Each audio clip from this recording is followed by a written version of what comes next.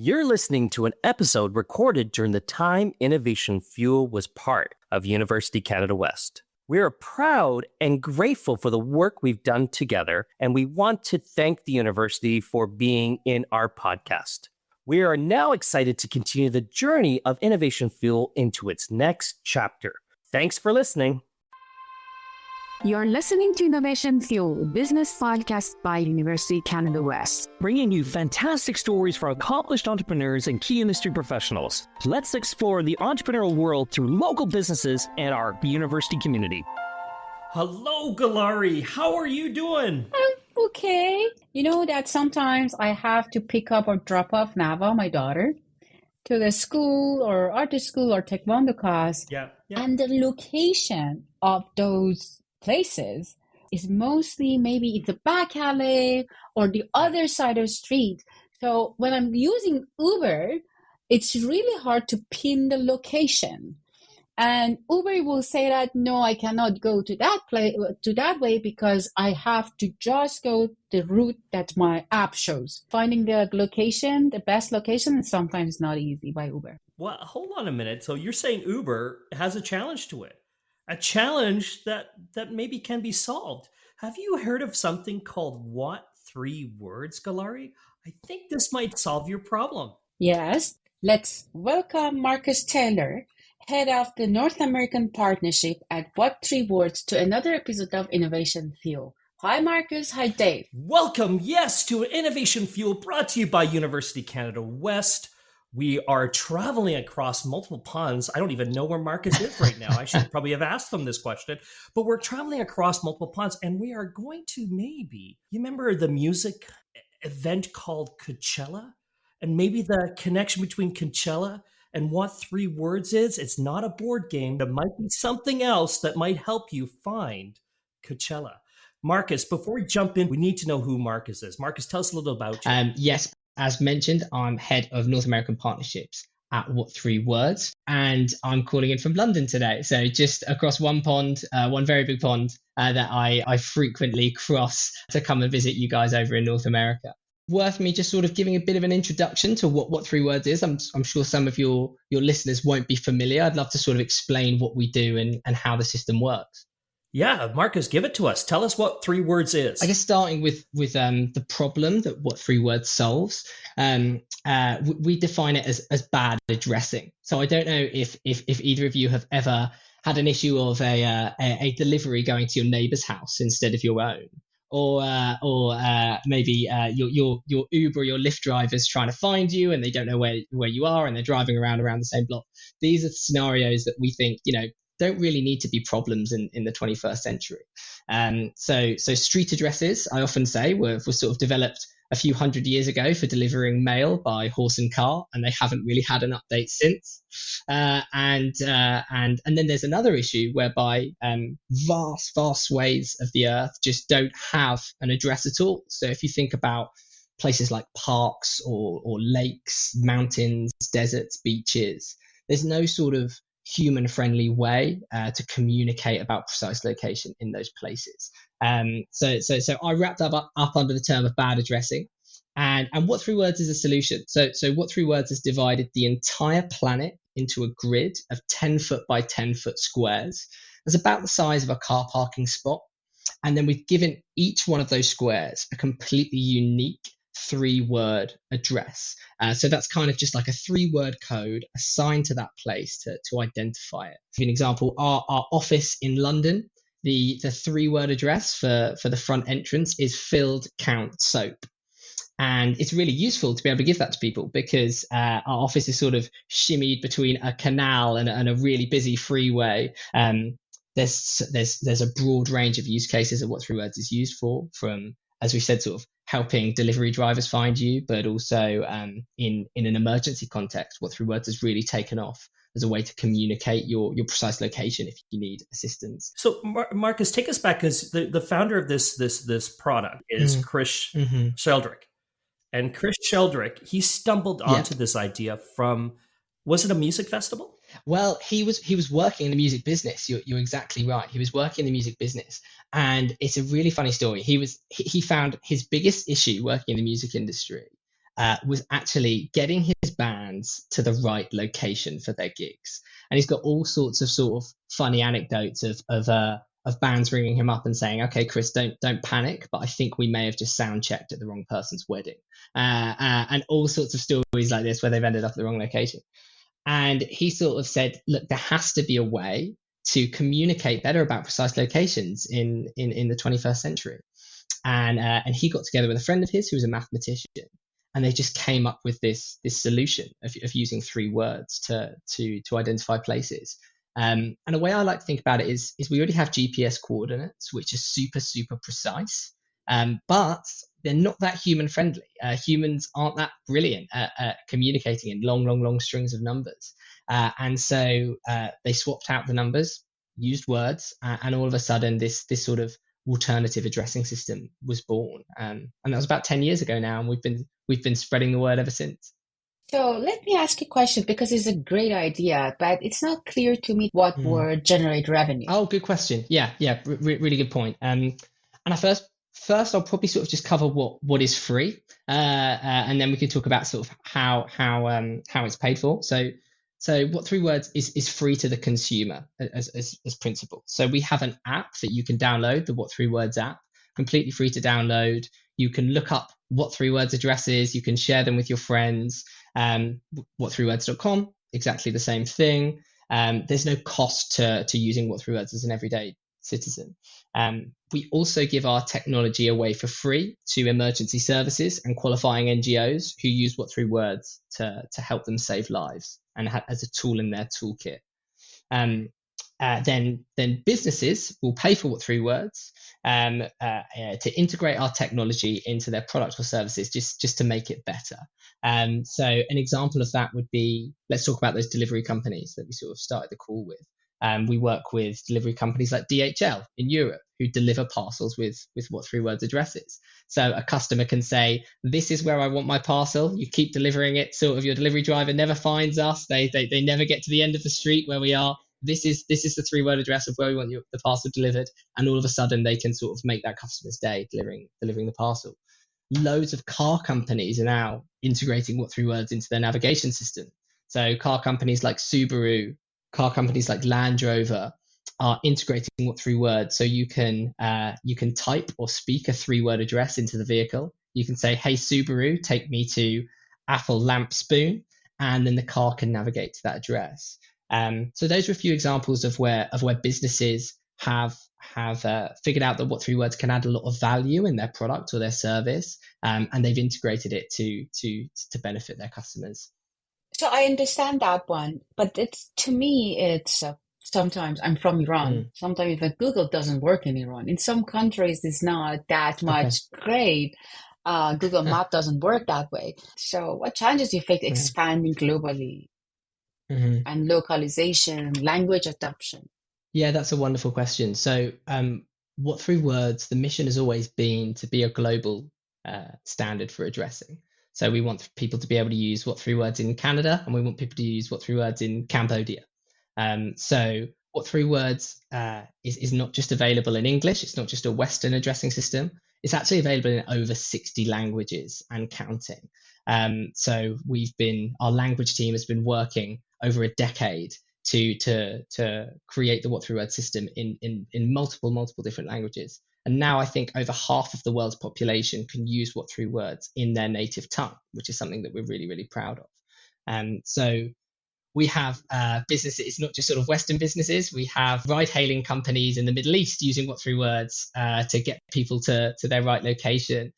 We have food delivery companies in Vietnam delivering tasty pizzas with What 3 Words addresses. And the goal really is for this to be an addressing system that's usable by anybody and everybody. It's simple, it's easy to use, it's straightforward, and hopefully it sort of provides a useful service in countries all over the world.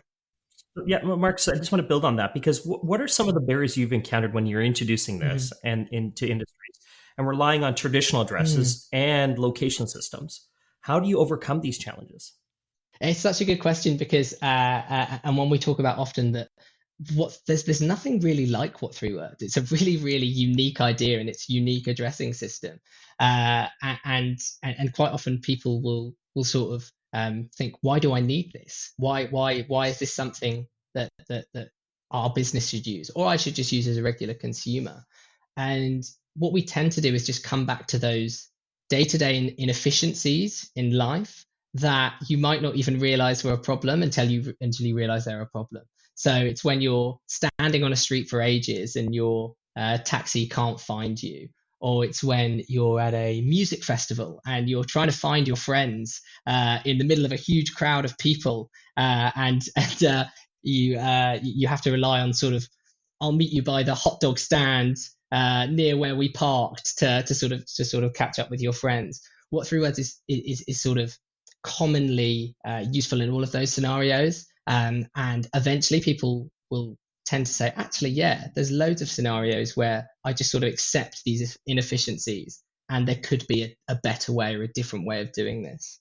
I mean, can you guys think, are there any sort of scenarios in your life where, or businesses that you sort of interact with regularly where you think, hang on, it would be a lot easier if these guys could find me and used what three words?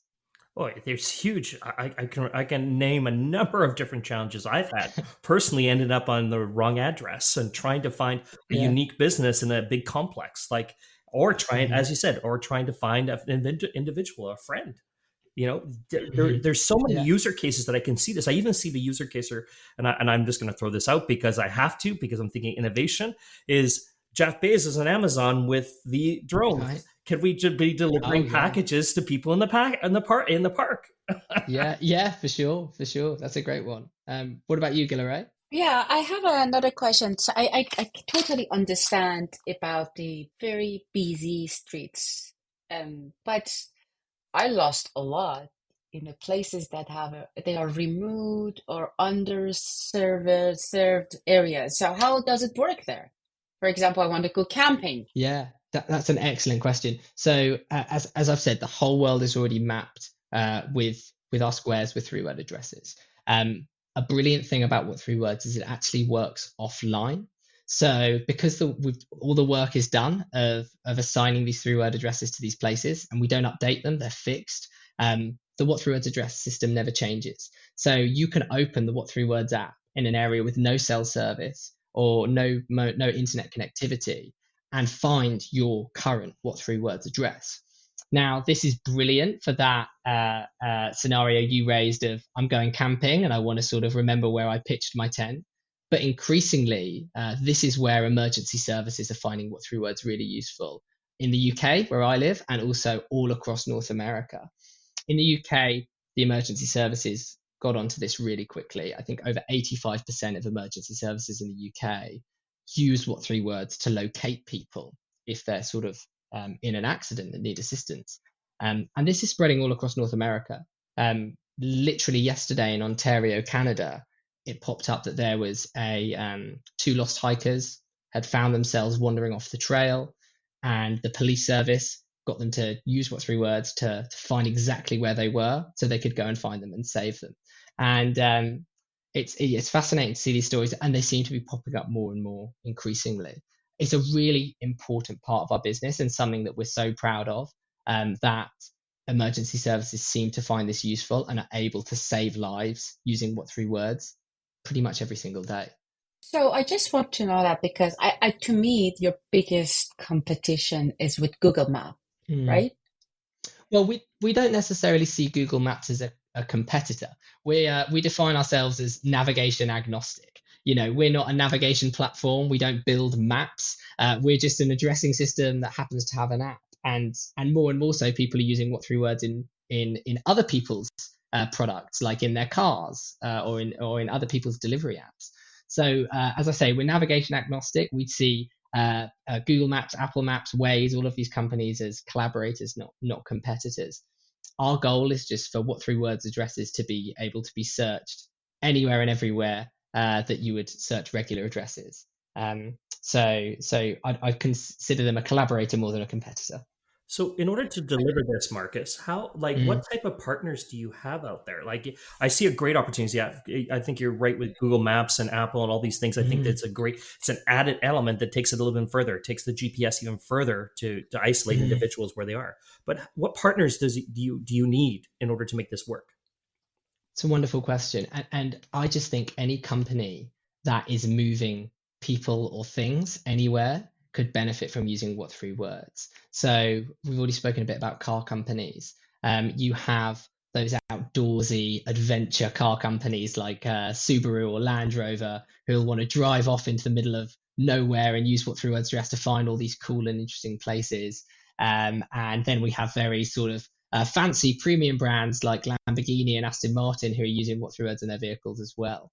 I think ride hailing companies, delivery companies, anything in modern mobility can incorporate what three words, and now feels like a really brilliant time too for businesses to integrate this technology. I know, Dave, you've got a background in e-commerce, is that right? Yeah.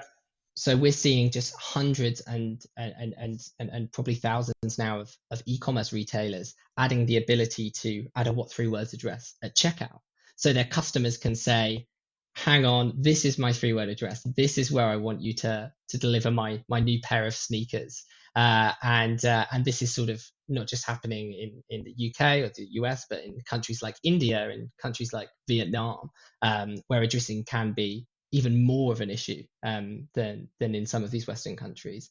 So certainly e-commerce is an industry that we're really excited about what three words growing in. Let's take it over to the business side of this, Marcus, because one of Sure. the things that they're paying you to access this element. So the value back to them. Have you started to look at studies and operational efficiencies and what three words is able to do, and it create these advantages beyond that element, like on the bottom line? Oh, absolutely. Yeah. I mean, we've done some fascinating studies. There's a study we ran with a company called DPD in Germany. They're a sort of delivery company. And they ran a test of using what three words addresses and street addresses. So the same drivers with the same drop off points, but they got given different addresses. And they found efficiency gain when they were using the what three words addresses, which is great. We ran a similar test in Dubai with Aramex, who are an enormous Middle East logistics company, and did this sort of very similar test, very similar parameters, and they saw a 40% delivery efficiency gain of using what's addresses versus street addresses. So there's this sort of definite or really obvious correlation between using what three words addresses and having more efficient deliveries. So if you're that small business e-commerce retailer who just wants to provide the best customer experience you possibly can, adding a what three words address field at checkout is going to be hopefully the icing on the cake where they get their delivery exactly where they want it to. And if you're a delivery company and you want to save drivers time, improve delivery efficiency, what better technology to integrate than this to make sure your deliveries are made precisely. So if then you want to develop your business, Hmm. where do you Do go? you mean What's your strategy sort to of go? which markets globally do we go to, or? Globally, collaboration. Yeah, absolutely. Well, as I've said, we want what threads to be a global addressing system. And I've loved in the years that I've been with this company watching what threads take off in North America from a niche idea that a few people thought was cool to being used by enormous sports stadiums and at music festivals and by car companies. It's been such an exciting journey. And as I said, any business that moves people or goods, what three words is hopefully going to be helpful for. And any person who just wants to make it a bit easier to communicate about location, what three words might be perfect for them too. So any ideas you have would be super welcome. But it really is sort of a broad customer base that we've got, and it's a lot of fun bringing this technology to the world. So Marcus, when you're going out and marketing this and getting it to market, what are some of the Mm, challenges you face getting it to market? How do you get the message across? I know that it seems like absolutely like everybody should have this. There's no doubt about it. yeah. What challenges do you face of getting it out to the market and getting people exposed? Well, I think one thing that we always say is that what three words is a useful tool to have in the toolkit. So we're not trying to replace traditional methods of addressing. We're not saying let's scrap street addresses and just use this from now on. And that can often be sort of a misunderstanding or confusion. We're just saying this is a great system that you might want to be able to use in your fire department or in your delivery company. So I think making sure that people understand that it's a useful tool to have in the toolkit as and when you need it is really, really important. But broadly, I think the biggest challenge is just to get people to understand that this is a new way of doing something that's been done for hundreds of years, right? If you're ever innovating, you'll have to overcome the hurdle of this is the old way and this is a potential new way you could do this. And what Three Words is so unique, it doesn't really have competitors in terms of there's not really any other precise addressing systems taking the world by storm. So getting people to sort of jump on the bandwagon and use it is challenging, but an absolutely super fun challenge to be taking on. So leading into something else, Marcus, and I just want, before we go down the pathway of maybe throwing a challenge out there, because this could be a challenge, is like, how do we get people signed up for this app? Because I think it's brilliant. But coming down the other side of it is like, the privacy, the data piece. Like how is what Three Words actually going through and dealing with data privacy in that element, especially around location? Yeah, it's a fantastic question. And as I sort of said earlier, like we are just an addressing system that happens to have an app, and the app seems to be the best vehicle for people to access this system. We're not interested in selling location information or sort of handing out your location information to big companies. It's just not in our business model, and it doesn't reflect our business ethics. What we do is we give this system out to consumers and emergency services, and then we charge businesses to use what Three Words within their products and services. So data's never really been part of the business model, and I don't foresee it becoming part of the business model. We're far more interested in being able to give people a reliable and easy addressing system that they can use all over the world. What does the future look like, Marcus, for what Three Words? Where is next? Where's the next journey taking you? I think it looks like enabling everybody around the world to be able to use what Three Words addresses as and when they need to. And that can be for small day-to-day inefficiencies, like making sure your parcel goes to the right place, or it can be for higher stake scenarios. We worked with a community in South Africa where pregnant women were struggling to be found when they went into labor because they didn't have an addressing system that could reliably sort of locate them. And so we worked with them to use what Three Words addresses so doctors could find them when they went into labor. And those sorts of scenarios what make me really proud to work for this company. And when you think about the potential that this could have all over the world in developing and developed countries, it's really, really powerful. And so my hope is just to keep spreading the word and get more people aware of how this addressing system could help them. Absolutely love it, Marcus. It's such a brilliant conversation about this. I'm so excited. I've downloaded the app. I'm there. Now we've got to get more people to download the app. If you haven't already, guys, please go download the app. It's What Three Words. If you want to check out the website, what3words.com.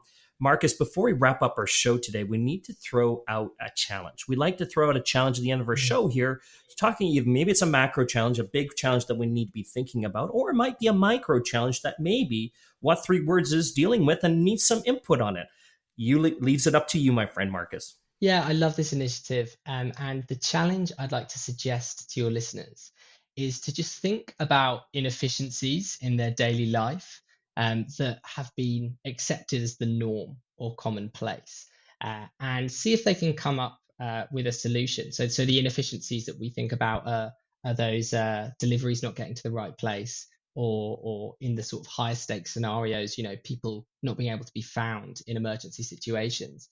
And so think about if there's any inefficiencies in their life that they could solve, and maybe what Three Words is the answer. Maybe there's a particularly difficult building to find at University Canada West that it might be helpful if we share the What 3 Words address for. So really would love to hear what the listeners come up with and any solutions they have, and pitch them to a friend, see if their friend thinks it's a good idea. Who knows, it might be the start of a really exciting project for them. So that would be my challenge for the listeners. I love it. I just want to put out there, we have lots of students that get lost between West and East buildings to help solve their problem. Awesome. Okay, well, hopefully that is a helpful challenge for them and more students make it to class on time.